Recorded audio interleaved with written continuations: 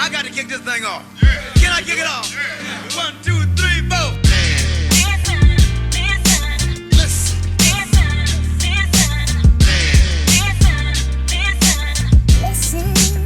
Ladies and gentlemen, listen.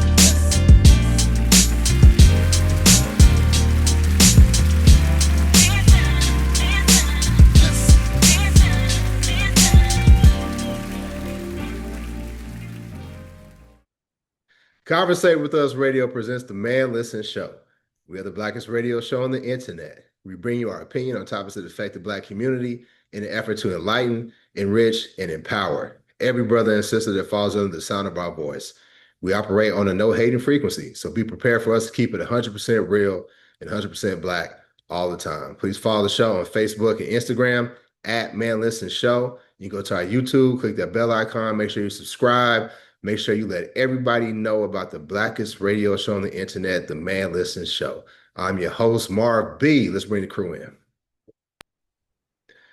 Yeah, go to that link in our bio. Take it off for now. You can put it back on. You can put it back on later. We gotta be serious to start. Okay, take it off for now. Oh my God! Shout out to Steve. I wish Steve was here. Because I remember when Rika said, I just got a brand new bonnet. Steve said, don't let it leave the house. Shout out to Steve. But anyway, speaking of C, Cori Bush. You know, don't like to date the shows, but see ya. The primary elections in the state of Missouri, you know, they just announced that she lost the primary election to Wesley Bell. Now, it's pretty contentious contest because, you know, she was obviously representing that district, heavily blue district, right? So whoever wins the primary, more than likely is going to be the representative, right? And, you know, she made some comments about Gaza, about Israel, and AIPAC, the pro-Israeli Political Action Committee, you know, infused a lot of dollars backing her candidate, Wesley Bell. I think it's like crazy amount of money. I don't know the exact number, but basically, I think when I saw like he was able to outspend in ads 20-1 to Cori Bush. And you know, when it comes to running a political campaign, the ads, it matters, right? So with that being said, Wesley Bell has defeated Cori Bush one more time. And, you know, it caused a lot of controversy, right? You know, Arika lives in the St. Louis area. I lived in St. Louis. Lab lived in Missouri for a long time. So, you know, obviously we see a lot of this on our feed. And it's really a important topic because of the outside influence from AIPAC into what I would consider, you know, an election that's going to really impact Black people. So what are y'all thoughts about Cori Bush and her supporters calling out Wesley Bell? I know we talked about it in the past, but, you know, just to kind of recap real quick, what are y'all thoughts about, you know, the infusion of the AIPAC money? And is it a good thing, or does it, at the end of the day, does it not really matter for, you know, that district? Oh, it matters. It matters a lot. I think the thing about it is anybody who's here in the area understands that Cori has been boots on the ground since the beginning, since before she got elected. That's how she got elected. Like, she's not perfect, but she's personable, and she's like, her integrity speaks for itself. And you can tell that she really cares about St. Louis, and she really fights for the community. Wesley started his political whatever against her by saying he wasn't going to run against her, and then immediately took all that AIPAC money and then ran against her and used all that money to win and be their puppets. So it's, to me, I mean, I don't know him personally. I know him, of course, because we're both lawyers. I've obviously seen him in the courthouse when he was the prosecutor for St. Louis County. And I was like, obviously I can't vote because I don't live in St. Louis County, but I was hoping that people would vote him in and get Bob McCullough out of there. So he went from representing a historic shift from this 20-year prosecutor who refused to prosecute police officers to somebody who brought these progressive, you know, ideas to the office, to being somebody who turned on somebody else who was making change in the community. And he could have ran for another seat. He could have ran in another area or whatever, but he went after her specifically because they wanted her out because she was so vocal against what they were doing in these other areas. And it's strategic. And as long as they keep us fighting against each other, they're going to stay up. And that's what they're doing. You know what's crazy though is that when Wesley Bell won, when he beat Bob McCullough, I think so many people were excited about the prospect of his political future. Oh, for those who don't know, Bob McCullough was the one that refused to refused to prosecute, the police officer that killed Mike Brown, Darren Wilson, right? So there's a lot of angst in the Black community about Bob McCullough. So when Wesley Bell came in, a lot of people had a lot of high hopes for him. So for this turn in his political career to happen, I'm conflicted. I don't like the influence of AIPAC in these local elections. It's not really a local election, it's a US, a US Congress seat, but I don't see why they're so involved in St. Louis other than to try to make an example of Cori Bush, who just so happens to be a Black woman. And because of that, it stinks to high hell to me. But it also speaks to what I've been able to see on the outside looking in. I did, reside in St. Louis for, I had a cup of coffee there. I was there for 18 months, not even 2 years, right? But going to the University of Missouri, having friends from St. Louis, I see a lot of, people talk about the politics in St. Louis City, in that area. And, Cori wasn't perfect. There's a lot of people that say, hey, man, she could have did a lot of stuff differently, whatever. But I think if you look at the association with AIPAC and then, what's going on in Israel, what's going on in Gaza, it just really puts a dark cloud over this victory. And his refusal to even acknowledge the genocide in Gaza. Now, look, we a pro-Black show. We a pro-Black show. What's going on in Gaza is horrible, but I'm concerned about what's happening to Black people in the United States. And the way that all is connected is, okay, if we're sending funds to help Israel commit the war crimes that they're doing over there in the Middle East, and that money could be going towards schools that are helping Black children, be going towards homeless Black people, could be going towards improving the community where Black people reside, then I think we rightly are in a position to call out, why are you taking this money and why are they spending so much money to put you in office? And I've yet to see him really answer that question. Because, whenever I see somebody who is called to task about what they're doing for the Black community, the question I always ask for, those sellout, like, what's this dude that he's on the news now, Officer Tatum, he's speaking out about Black people all the time. They always got one person that they say, that'll condemn Black people and that'll wag their finger and chastise Black people. And my question to him is, what do you get out of it? What are you really getting out of it? What are you really getting out of it? And if you can't answer that question, right, then I got a problem with it. But go ahead, Larry. No, I'm kind of conflicted like you. I mean, like I've said on numerous times, the whole Israel thing, it's not top of mind for me. Now, if there's two candidates that are relatively close, in my opinion, then that could sway me, right? But that's not going to be the only thing or the deciding factor for me one way or the other. Like you said, I'm an outsider as well. I don't know much about it except for that Israel thing. That's what kept coming up over and over again. But to me, when you see the constituents of that district vote overwhelmingly, it wasn't even close, overwhelming victory. There has to be something to that other than just that they were outspent 20-1. There has to be something more to it than that. And again, I don't know the ins and outs, so I really don't know. But also, Arika, you made a point about Cori being a great organizer, boots on the ground, and we've kind of talked about this previously. The politician, there's a certain look, a certain aesthetic, a certain demeanor, all that goes into representing people. About it. And so, that could also be a function of it too, as people are saying, we love what you do, but when it comes time to shaking hands at, the county fair and that kind of thing, that's not who we want in our pictures, basically. And so that has to factor in as well. I always say that, man, because I said that with Stacey Abrams, and people don't like to say it, but optics matter. Yeah. Right.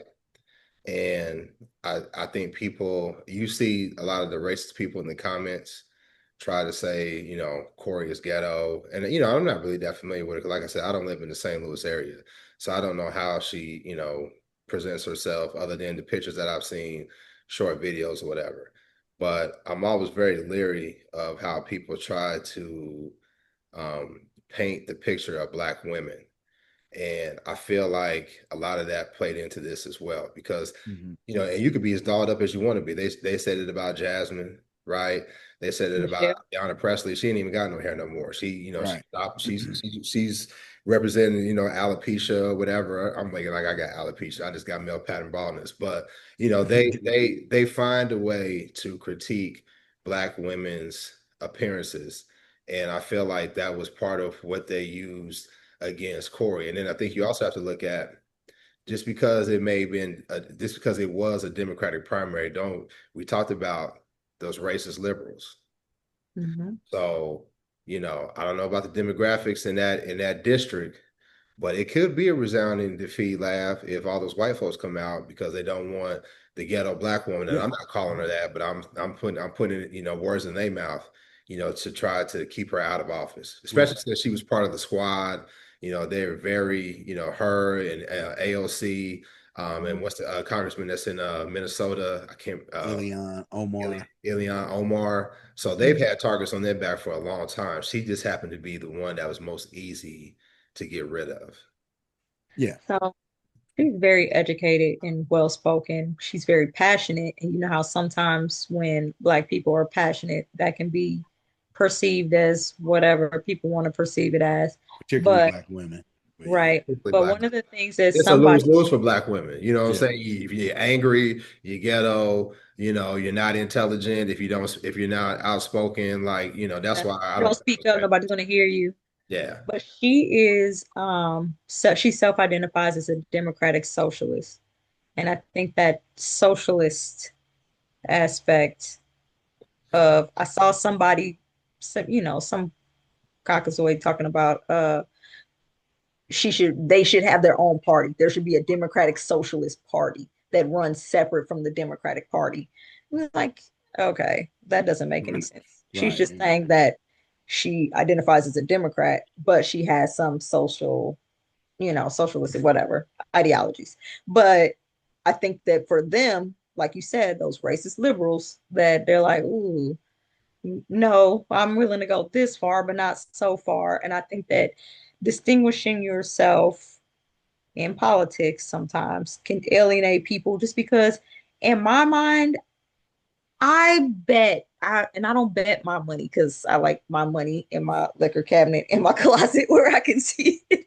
We all know this, but I would bet good money that 90% of the people that have an issue with her or the term socialist can't define for themselves what socialist or capitalism or any of these, or Marxism, or any of these terms mean. They can't define it for themselves. They don't understand it. And I was thinking about that today, the way the amendments are written. They're written to confuse you because they know that most people are not reading and not comprehending at the level of someone who can understand how these amendments are written. All of this is by design. They dumb down the schools and then they say, hey, I can do this for you, but you're not doing anything for me. You're really against me, but I'm not smart enough to understand that. And you know that. And you throw out these catch terms that I catch on to. It's like people in these mental health terms. Everybody's a narcissist now. Everybody's a avoidant or whatever. People got all these terms that they're throwing out now. They have these catch terms in politics that they're like, oh, I'm not that. That's too far. I'm not this, and you can't define it. Define it. Explain why you don't like their ideas. Right. Explain why you think that this is a negative for you or a positive for you, and they can't do it. They don't understand anything more than whatever the propaganda they've been fed tells them. And so if you've got the most money, you've got the best propaganda, and that's what the public is going to believe. And that's where you are. The most money wins the smaller minds. And the smaller minds are going to come out in droves because, they've got the voting districts that take 5 minutes and not the ones that take 2 hours. So yeah, and I wonder, we talk a lot about his association with AIPAC, but I would like to know, he's had 2 years, right? So he defeated her in 2024. Has he done good for the district? Because yeah, we may not like that he's tied to AIPAC, and AIPAC, spent to be able to get her out of office and get him into office. But I think if we focus solely on that, then we're making a mistake. Sure. Yeah, we don't like it, but has he taken that opportunity to move the ball forward for his district? And I think that's the next question. I mean, we're not going to be able to change things. She lost. I looked at the numbers, like you said, Lab, 69 to 27 before they called it, right? So that ain't even close. But at this point, we have to ask ourselves, how are we going to hold him accountable? When I say we, I mean the Black people in St. Louis that he represents. How are you going to hold him accountable? And that's the question that needs to be asked. Too often, to your point, Erika, these states are dumbed down. I just saw something about the guy, I can't remember his first name, but his last name is Das, but he was like, let's look at pattern recognition. And let's look at this, like all the states with the lowest education level. And then look at all the teen pregnancies, where they come from, the shortest life expectancies, where they come from. And then look how they vote, right?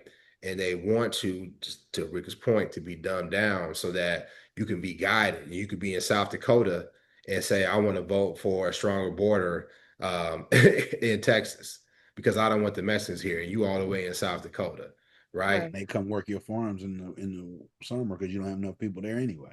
Exactly. There's only 8 people in the state. Right. So, I think, we're to a point where, yes, we may not like it, but now it's like, okay, how are we going to hold this man accountable to do things for the Black community? And I think that's the biggest point right there, is because a lot of times, especially in politics, we take a defeat as a defeat and then we lost and we go home and that's it. And I think that's one of the things that people respect the most about Cori, is that even though she lost last time, she never stopped working. She never stopped being in the community. She never stopped advocating. She never stopped speaking out and stuff like that. And I think that more than just one person, we need to have some type of measurements or some type of barometer to determine whether or not he is doing good, whether or not he is moving the needle forward, whether or not he is a candidate who, even though he may not have been the one that we thought was more for the people, that he's still doing good. And if we don't have a baseline to measure that against, then we're doing ourselves a disservice and we're doing him a disservice, because he could actually be doing, you know what I mean? Not right. Could not be our candidate choice, but he could still be a good choice. And in a perfect world, he could even extend the olive branch and consult her on things. You know what I mean? He's one. I mean, that's not going to happen. That ain't going to happen. That's not going to happen. That ain't going to happen. But like you said, she kept fighting. She kept boots on the ground even when she was not in office, and that does say a lot about a person. And oftentimes you do see people, they lose an election, they just disappear from spotlight. Or they'll pop up when it's election time again, or something like that. So I think she has earned at least the ability for him to be able to reach out to her, or vice versa. But I don't know that happens. When you got that big of a war chest though, and that she, your opponent really can't mess with you as long as you don't mess it up, right? It's like, that goes back to, are you in it for the job or are you in it for the people? That would speak to his integrity, for me. Mm-hmm. Yeah. I don't know, man. I think it's such a short run.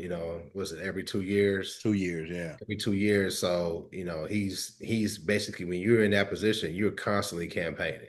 Have to, yeah. You got to be constantly fundraising and Hmm. campaigning.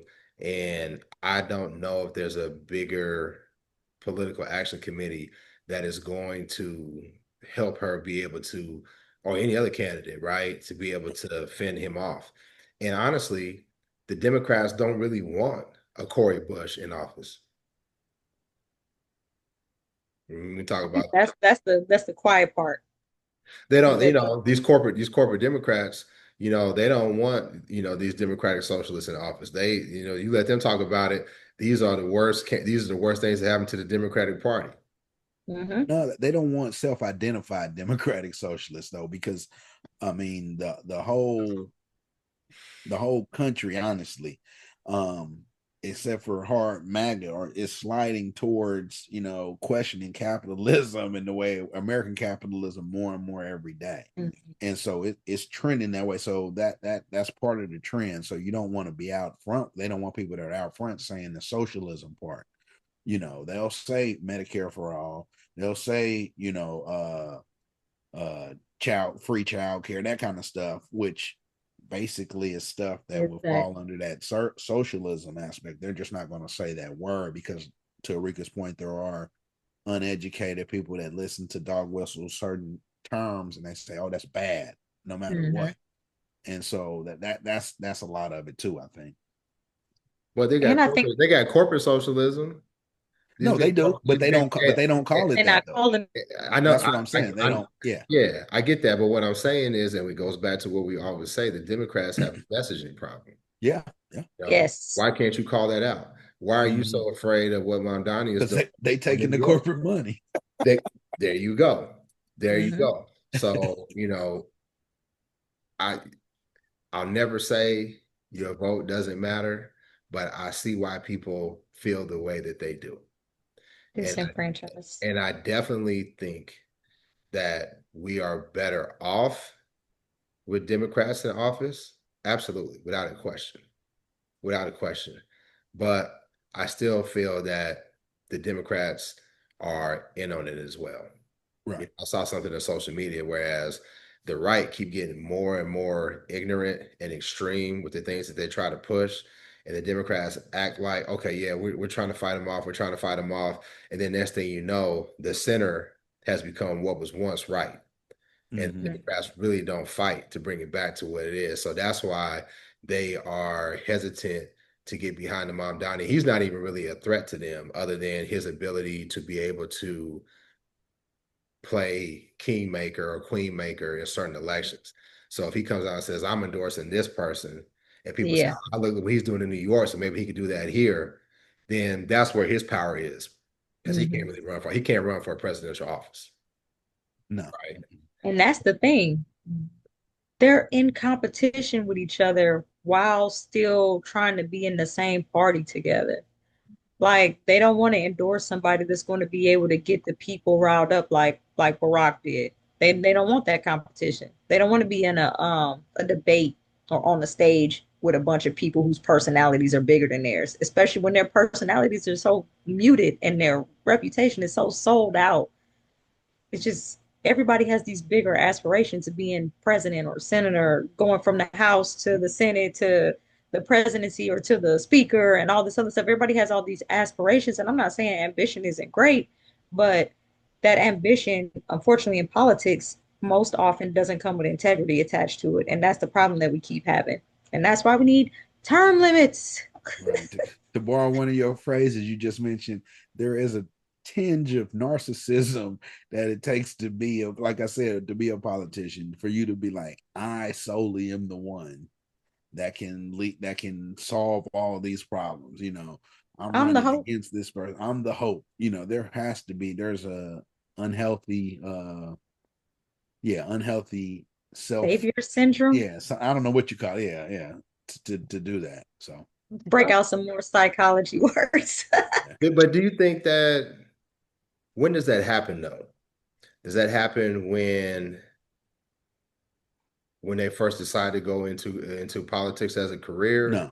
Or does it happen when, okay, now that I'm in, or now that I presented myself as a viable candidate, now I have people pulling me to the side, like, hey, listen, we want to infuse dollars into your campaign. Yeah. But, you know, now you have to listen to what we want to put forward. Like, listen, I live here in Texas, right? I live here in Texas. They just passed some draconian laws to go against THC edibles, right? Where you can get, you know, if you got less than a gram, you could get 6 months in jail, 6 months in prison with a state felony. It is absolutely nuts. Yeah, you don't believe me? Here, let me read it to you real quick. we can take a little tangent. We can take a little. Let me. So we could be actual factual. Meanwhile, here in Missouri. Right. So, okay, here it goes. For 2 ounces or less. Now, mind you, you know, in Texas, they were able to get around, and I don't know how to explain it technically, but you have what's called Delta 8, Delta 9. So it's through like different hemp laws. So basically, if you still smoke flower, it doesn't really apply. But it's the edibles, the vapes, those type of things right there where this applies to, right? So for 2 ounces or less, you get a Class B misdemeanor, up to 180 days in jail and $2,000 fine. 2 to 4 ounces, Class A misdemeanor, up to 1 year in jail, $4,000 fine. 4 ounces to 5 pounds, state jail felony, 180 is the min, up to 2 years and $10,000 fine.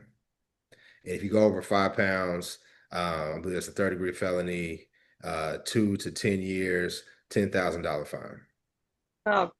Who's riding around with 5 pounds? I mean, listen, you know, with the people who are selling in these stores. Hey, that's intent to distribute anywhere else. So that's not mere possession. That's intent to distribute. Now we're in a different. No, but what he's saying is those are the people that are providing to the store. So yeah, they are intending to distribute. So the point I'm making is the people who most people feel are behind this is the liquor lobbyists. Because people can't afford to go out to eat as much. They're not buying drinks. A lot of people aren't buying liquor like they used to. Why? Because I can get THC for cheaper. Don't have to worry about getting a DUI. Right? I can just be happy. Sleep at. Still get a DUI. Still get a DUI. Okay, thanks, but it ain't the same. It ain't the same as driving drunk. All right, it is the same. It's not DUI just stands for driving under the influence. You can get that. No shit, but it ain't the same level as I'm shit-faced drunk versus I'm high. It ain't the same. It is the same. What do you mean? You mean you don't feel the same, or you mean legally it's not the same? Your level of impairment. Oh, okay. Your level of impairment when you are driving drunk versus when you are high, it isn't the same. Yes, you can get caught up on a DUI. I'm absolutely saying the same thing. But for most folks, when I get high, I'm driving extra slow. I'm not driving reckless like I was when I was drinking. But anyway, that's a damn tangent. So a lot of people feel the alcohol lobbyists, they say, hey, wait a minute. People ain't buying liquor because they can just buy these, they can get them a little tube of edibles and get high at the crib. Nah, we got to change this, and we got the perfect state to do it, Texas. Yes, and I don't know. They're two different experiences. Yeah, so, you know what I mean. Like I don't think you're replacing one with the other. Like they're not the same experience. And it's not just liquor lobbyists. MAD has been going crazy against people are years. MAD was doing it for years, and they wouldn't make no damn difference. Motherfuckers were still going out here getting drunk and driving.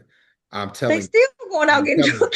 Listen, I mean, y'all can argue this point if you want to. The people who actually see it are the alcohol people. They saw the dip, and they can trace it directly to THC. So why y'all want to debate that? That's nationwide, though. I'm saying, the nationwide. Liquor sales have declined nationwide. That's inarguable. But the laws are designed to stop people from driving under the influence. It's why I tell my clients all the time, I don't care what drug you do, just do it at home.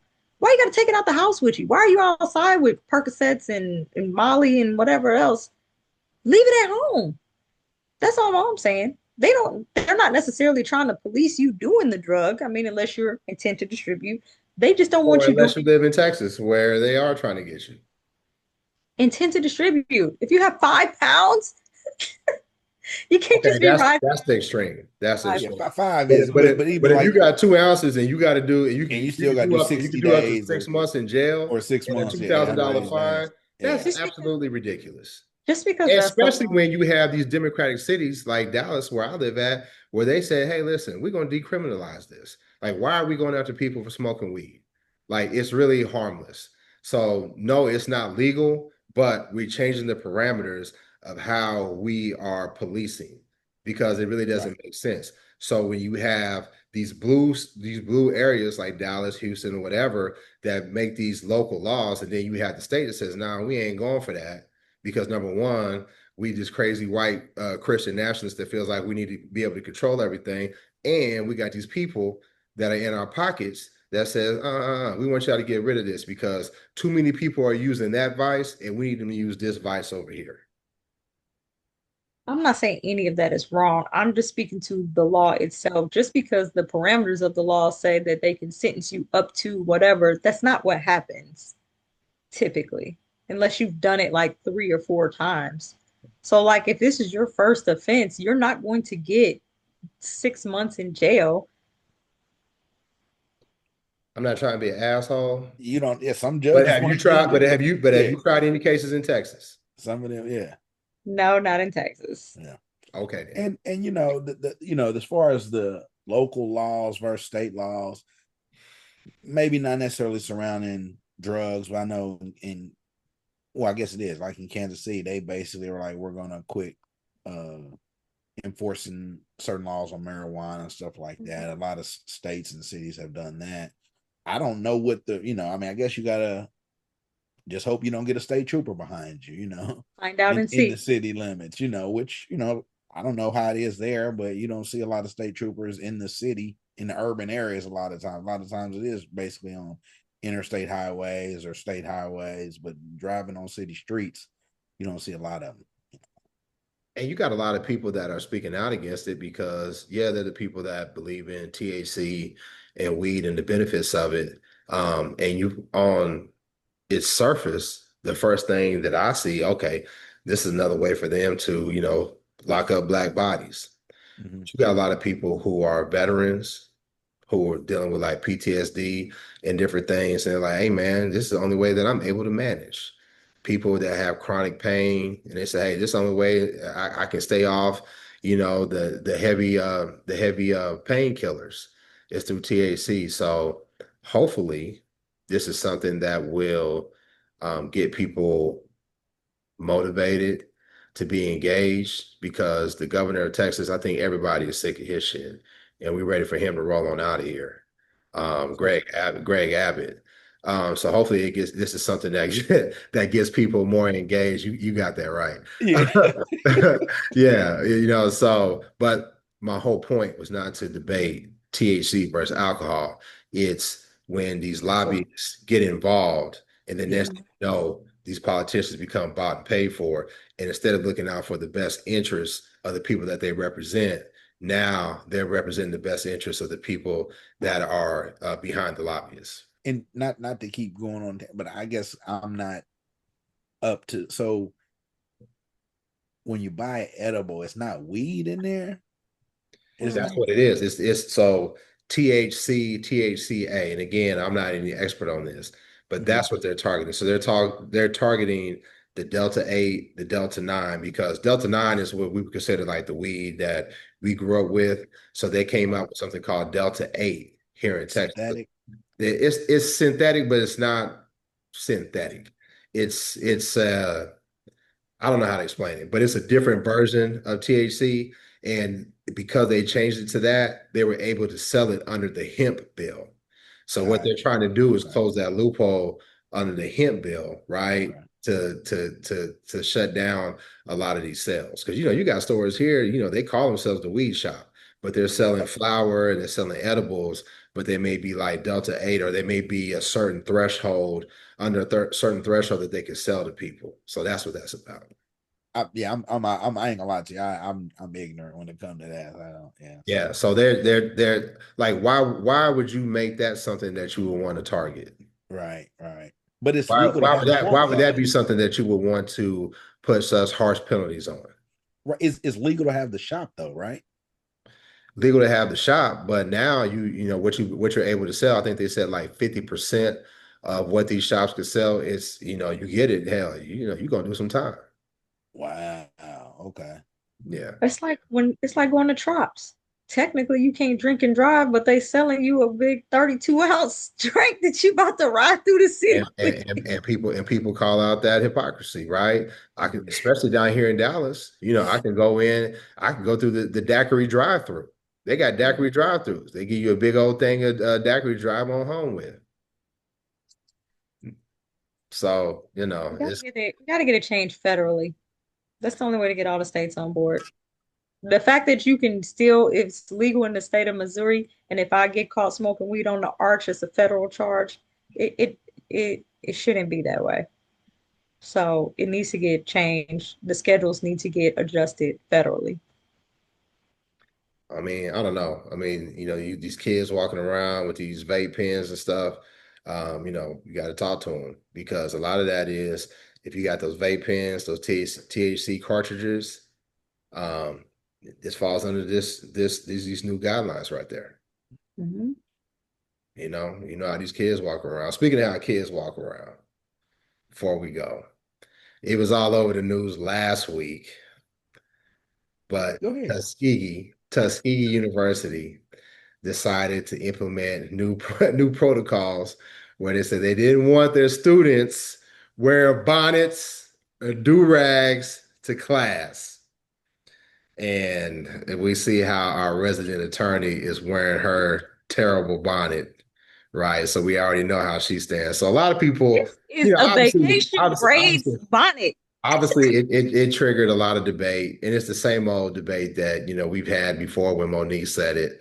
Hey, how you represent yourself outside the house versus those who say, hey, listen, why don't you mind your business? Why do you care about what I do? But I personally don't have a problem with the protocol. But obviously somebody is opposed to it, so we'll let you say what you have to say, Miss Arika. And that's just itching my asshole watching you wear that bonnet on this show. But go ahead. They got a cream for that. Oh, I think that it doesn't bother me when they implement like policies at schools and stuff like that. In my personal opinion, I think we have bigger fish to fry. We got bigger problems. All these kids getting unenrolled at Howard seems like a bigger issue than Tuskegee deciding they need a dress code, especially because my kid's school already has a dress code. She's not allowed to wear pajamas on campus or a bonnet on campus, so she never does that. So her being comfortable at home is her being comfortable at home. When she goes and represents herself at her school, she does that in accordance with the rules, in accordance with whatever standards are set and what all that. And so, but I spent a lot of time and a lot of energy, especially raising my kid in the PWI, instilling in her the confidence to be herself and to be confident being herself in any sphere, in any like whatever she has on. I'm not about to get dressed up and dolled up for people that I don't know and I don't care about all the time. And I get that representation matters. And like I told her, professionally, I'm not going to be walking around in a bonnet all day long because one, I'm probably at work. Two, the chances of me running into somebody is going to be like Judge Moore or Attorney Moore is too high. So for me, professionally, this is not how I want to represent myself. But for my child, to be running to the store or running to whatever, if that's how she feels comfortable running to the store, I don't care. Or like one of my friends is, oh, she was on a flight to Bali. So she didn't wear her bonnet through the airport, but when it came time to go to sleep on the plane, she had her bonnet on. You got to protect these vacation braids. That's what they make these for. The hair costs $400, $500, $600. And I can't wear my bonnet because there might be somebody on the plane who has an issue with it. No, not for my $500. I don't care.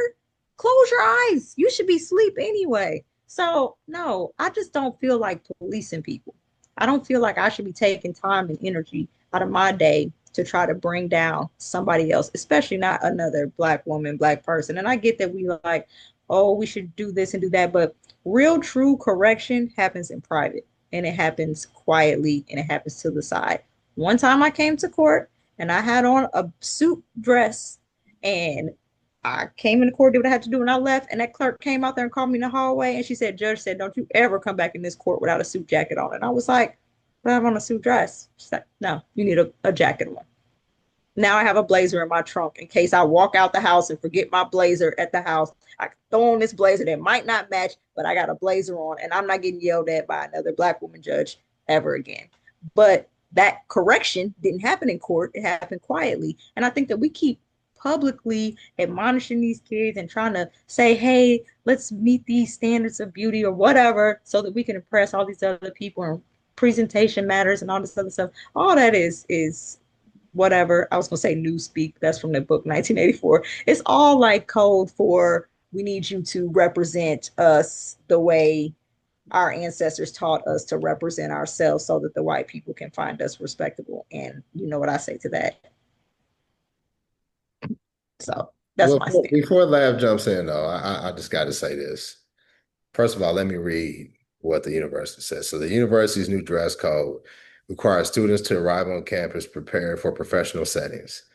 According to the president's message, students should wear business suits and appropriate shoes for business meetings and other professional occasions. So they specified, right? Then they said students will not be permitted to wear revealing clothing in classrooms, dining spaces, or official university settings such as convocation. Bedroom shoes, bonnets, and durags will also be prohibited in classrooms and the cafeteria. So you said that, calling these students out. I don't think it's calling anybody out. I think it's just setting the standard for the university. And one thing I want to say before, Lab jumps in, a lot of people was like, well, this is respectability politics. And, you all care about what white folks think. I don't know that we care about what white folks think. We have a standard for ourselves. Like they've never been the measuring stick for how we conduct ourselves. We don't want to dance like them, cook like them, or do anything like them. We just want to have the ability to do what we want to do without having them trying to sabotage us whichever way we go. And I also saw some people say like, well, the white girls, and we all went to a PWI, the white girls, they were the first ones to do it. They go to class in their pajamas and without washing their hair, looking dusty, they just got up and went to class. And I was just like, so when did we want to be like them? They also let their dogs lick them in the mouth. We gonna try to do that too? Like, come on, y'all. Like, what is going on here? And I think a lot of times, man, people just don't want to hear, like to your point, Arika, correction. You want to be able to just do what you want to do. And the bar keeps getting lower and lower. My children know. Me and their mom have told them, if we ever see you out with a bonnet on your head or a do-rag on your head to that boy, be prepared to get the Jimmy Snuka elbow of death off the top row. You will not be out here embarrassing me at all. But go ahead, Lab. No, it's at first I was kind of like, yeah, why are they worried about that? There has to be other stuff. But then at the same token, most parents send their kids to college to prepare them, and there are standards, and there is a level of respectability baseline that you should have for yourself and others. And if you're dressed a certain way, a lot of times unintentionally your demeanor changes, you have a different attitude, you treat others differently when you're dressed a certain way and everyone is dressed very casually, then certain other things become very casual as well. And then I think it's a minor thing, but I think it could have a major impact on just the whole attitude and the whole everything that happens on campus. Now, my question is this: was it really that many people that was doing that? I know from my experiences going to a HBCU, people was dressed up. People would be, I mean, like they would be dressed very nicely. You know what I mean? So again, that was 30 years ago. So I don't know. I guess times have changed. I think this is it though. This is the piece that you're missing. Your child is way too young. He gonna wear whatever you make him wear, Yeah. right? These teenagers and these young adults, they do come out the house dressed like this. And because when you try to correct, whether it be lovingly or harshly, like I do with people, right?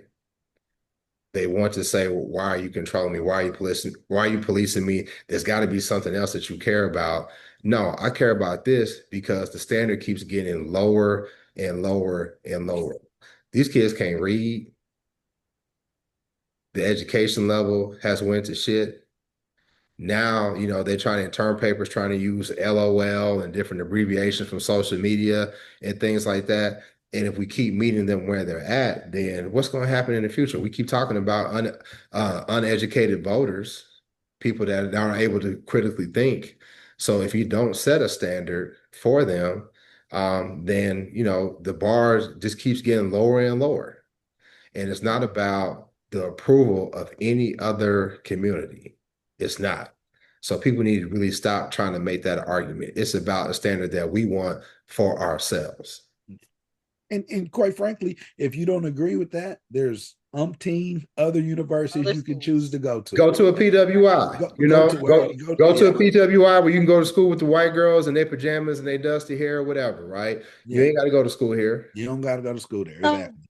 But that's my thing. So like at my kids' school, we first did the tour. They told us what the rules were, and the rules were extensive. I'm talking curfews and who can visit and who can't visit and who can have overnight and what you got to wear. You need a blue suit. You need a black suit. You need a white shirt. You got to wear this on this day and this on that day. And all we did was buy all the things they told us to buy. I think the problem is they changed the standard and now people are like, oh, I got to comply with this. This isn't how it was. There's always going to be some pushback whenever there's change. But I think for the most part, like you said, you set the standard for these kids and they'll rise to the occasion. And the ones that won't rise to the occasion probably is going to flunk out anyway. So go to the PWI. I find it funny because I'm reading a book right now. It's called The Battle for the Black Mind, right? I believe the author is Dr. Cori Bush. I'll check it real quick when I get done saying what I'm about to say. And it talks about education for Black Americans in the battle for us to, be educated. And one of the people that really was at the forefront was Booker T. Washington. What was Booker T. Washington associated with? Tuskegee. Mm-hmm. So when you look at Booker T. Washington and the white dollars that was behind him and how what they call the Tuskegee machine started schools like Hampton and other places, right? A lot of that was, no, we want you to be able to comport yourself to please white folks. So you can't go for a liberal arts education. We want you to be able to learn how to be a better farmer, or we want you to be able to learn how to be better at home economics, right?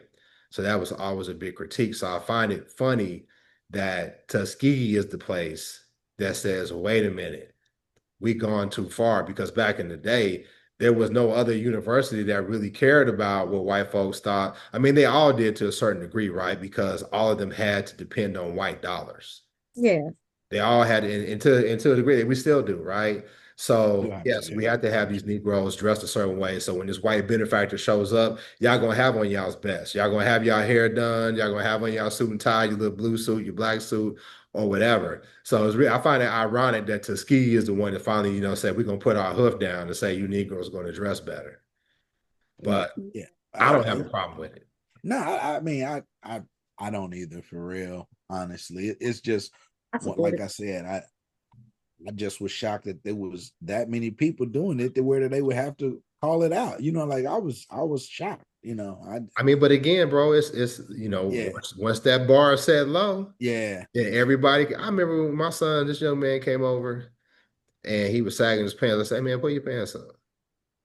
And he said, "My dad told me that every man should always rock a little bit of a sag to his pants." I looked at him. I said, "Okay, when you over here though, you pull your pants up." Right. Mm-hmm. You go out in the world and represent your father, and you at his house and you do that out there. But over here, you can put your pants up. And Mhm. that's what we dealing with. Mm. Yeah. And see, I had a little baby come over here and I say, pull your pants up. He was like, Mama, listen, I lost my belt because I wanted to find it before I came over here, but I couldn't find it. I was like, do you need one? Because we can go and get you one, but you need a belt. I don't want to know what kind of underwear you got on when you come over here. You got to do better. Fix that. So, Wonder why these discussions always turn into a class thing. Now, let me ask you this, and because y'all two are the smartest people I know. I had somebody say, and they use Atlanta as an example, right? So there's this thing in Atlanta where they said new restaurants open up. This come from people from Atlanta, not from me. I'm just reiterating. So they said new restaurants will open up, and they said we got to hurry up and get to the restaurant before y'all Atlanta it out. And what they mean by that is, y'all come in and the quote unquote, and I'm just using the term so people can understand it easily. Quote unquote ghetto people come, and next thing you know, the restaurant turns ratchet, and a nice establishment is no longer a nice establishment. Now it's ratchet. So this one particular person said it's a problem that the Black community has because there aren't really many options that delineate by race and class. That's why you have Howard Homecoming, all the different HBCU homecomings, and there may be an issue where there's gunshots or whatever. You're like, when's college kids, started shooting guns and doing all this whole stuff? Nah, it's not the college kids, it's everybody else that comes because, hey, this is a big party and this is where Black people's hanging at.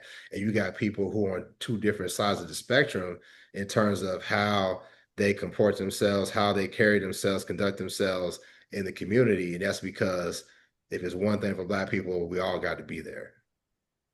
What do y'all think? Do you agree or disagree? I'm not saying I agree or disagree. I'm just putting it out there for us to talk about. I don't think that things should be divided by class. I think that the way that restaurants typically address those things are the standards that they set. Dress code, Dress code. Yeah, yeah. price of the meal, Yeah. reservations. Like, you know how to weed out people. Like the bar that I'm having my birthday party at in Atlanta, they're like, hey, yeah, we can get you the stage, 20 people. Everybody got to spend a minimum of $60. I'm like, cool, no problem. That's going to weed out a lot of people right there. I'm going to put that in the notification before I send out the invitation. But hold Be on. prepared to spend at least $60 or you will not get on this stage. You can get in the gin pop, but you can't be on the stage if you're not spending at least $60. No shade, but this is what's going to be happening on the stage. Now, I will cover, obviously, whoever doesn't pay the difference because I don't have a choice. But also, I think those are the ways that restaurants address it. And then, age limits 30 and up. Sign me up. I hear you on that, but so I live in a major city. Mhm. And I guess technically all of us do. Not necessarily Arika, but Lab and I do. You have the ability to go where your crowd is, Yeah. and still be around Black people in cities like Dallas, cities where Lab live, you have the ability to do that. It's a Black bar, but it's a biker bar. It's a Black bar, but it's a hood bar, right? Where, it's a Black bar, but hey, everybody who's a city worker that comes off, they go there and they drink they brew and listen to their blues music, and then they, go home, right? You got the bougie clubs, you got all that stuff, right? You have that in major cities, but that happens when you have, to your point, the age, when you're able to classify by age. But when you're talking about those 18 to 26, there's not really a way to really separate that age group, right? You can't really separate it. 21 to 21 to 26. Right. But you can't really separate that. So you're going to have that overlap, right? Of people who have a little bit of sense, were raised with some sense, and folks who, were raised that it's appropriate to wear a bonnet and a do-rag outside. Yeah. you know, uh, Erika though, real quick, Hey, listen, $60, but that girl that $60. wear a bonnet outside, she got bread. She can get in. No, it's like You talking about $60 at a spot though, Erika. All you asking them to do is buy one drink in Atlanta that part? nowadays. So That part. Literally, just sit down. just you just Sit and down. that's a mixed drink. That ain't Listen, Man, that ain't even no top shelf liquor. But and then but it's food. So you get yeah, some French fries and a drink. you We that's better good. sixty use your dollars. That's 60. $60. Yeah. Yeah. But no, I think the age, the class, the all that factors into everything.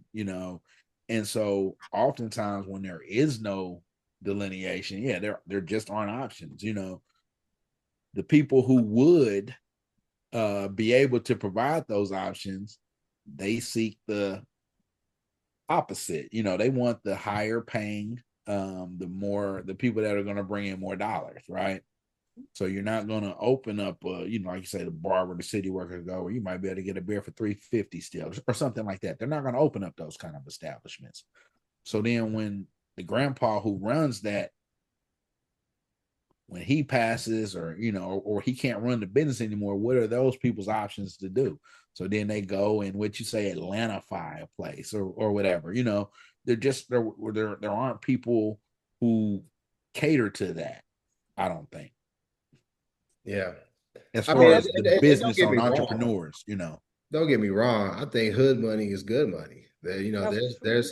My Yeah, uncle had an establishment for years, and it wasn't a low end place, but you went in there wearing no three-piece suit or anything right, it's like right. you was down in Dallas, or where you had to really be fly, and you got people in there drinking Coke 45 and Crown Royal, double shot of Crown Royal. That's Yeah. all, and that's all they doing it. But if they coming consistently and that's your crowd, Yeah. then that's it. But even I then, would venture to say though, a three-piece suit is a hood spot. possibly, right? Possibly, but it's a different type. Yeah, But no, it's a I'm different just type though, messing with right? you. Shout out to the Epicurean. Yeah. In KC. Shout out to the F, right? But again, there's a place for everybody, though. Yeah. Mm-hmm. And I think that's when we had this overlap, and then we start having these conversations about what's acceptable and what's not.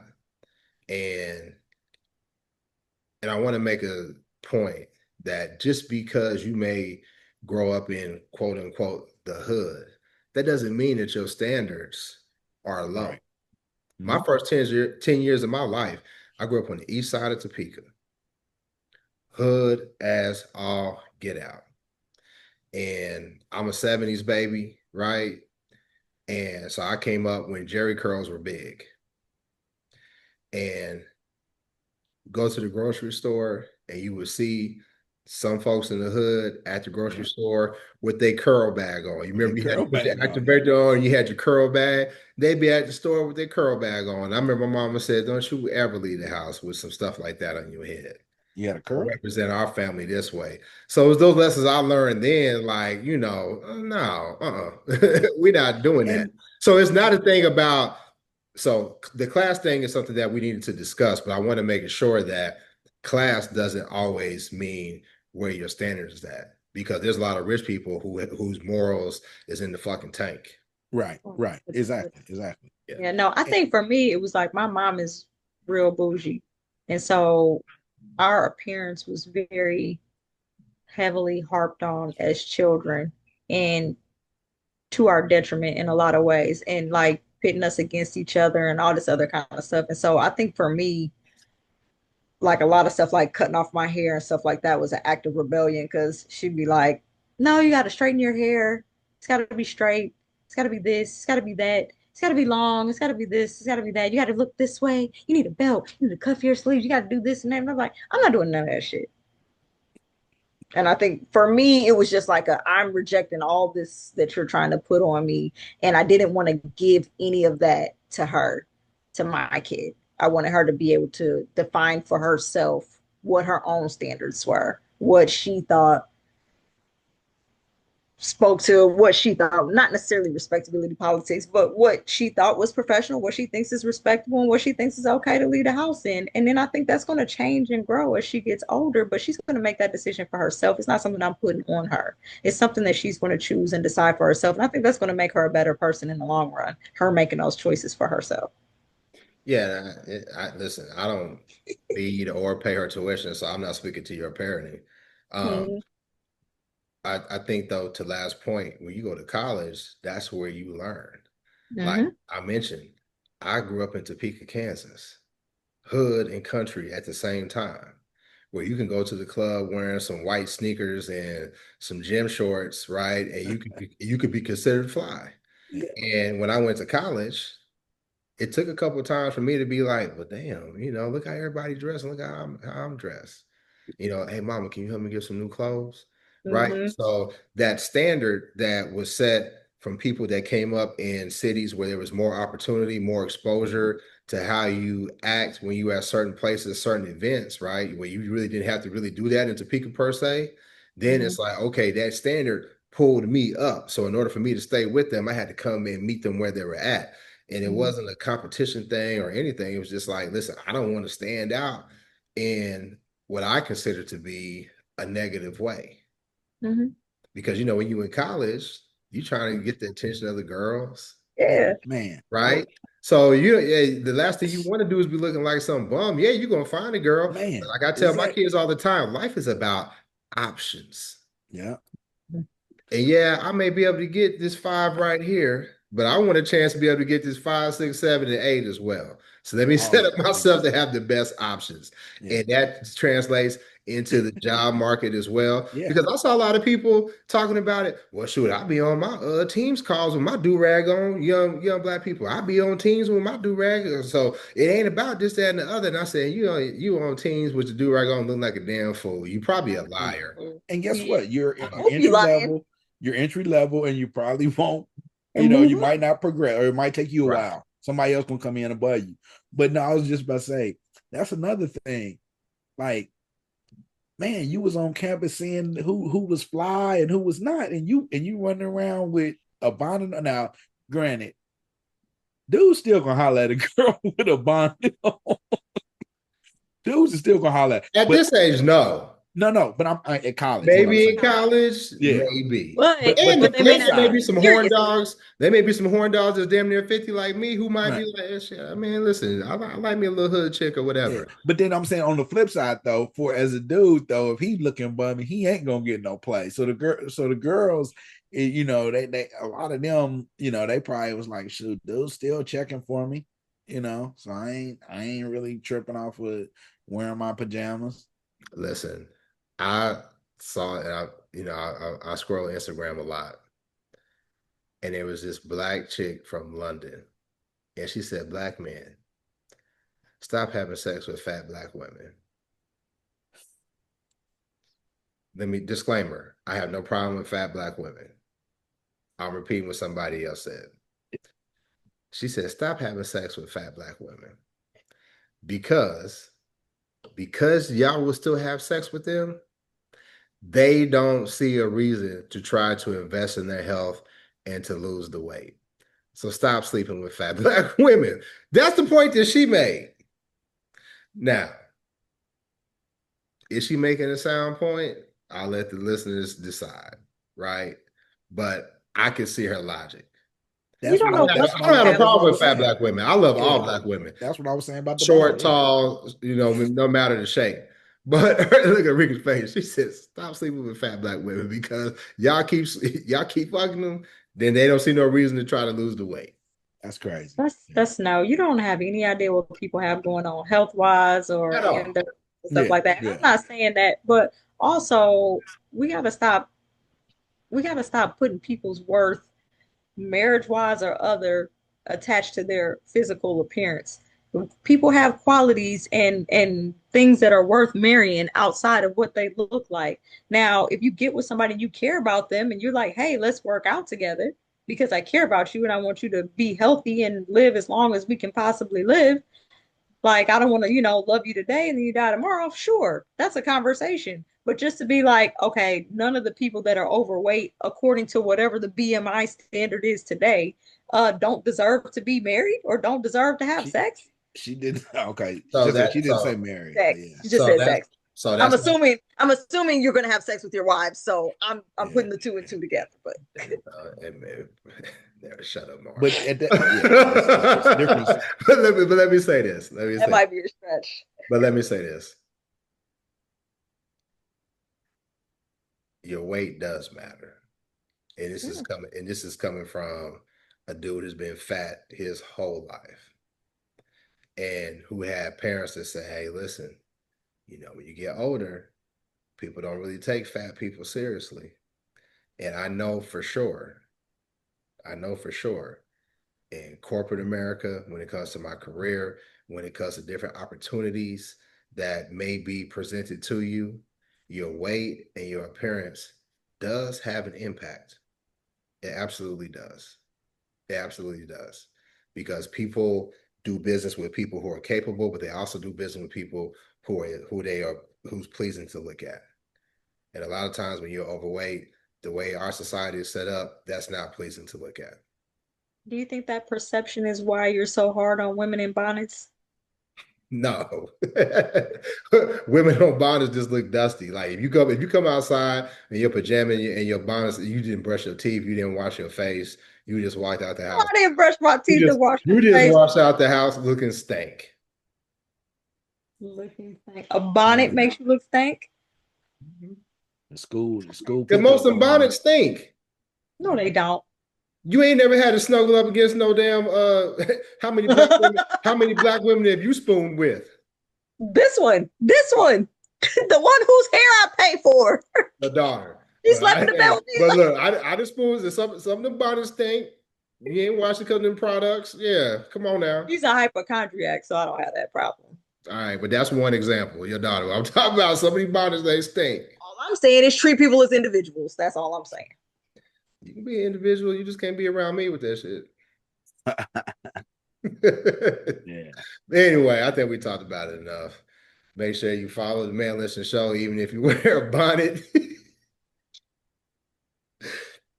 You can go to the link in our bio. You can buy our products. We don't sell bonnets, but we got hoodies. We got our books. And, that's an untapped market. The Man Listen bonnet. As hard as we fought for this trademark, we're gonna put the M on a bonnet.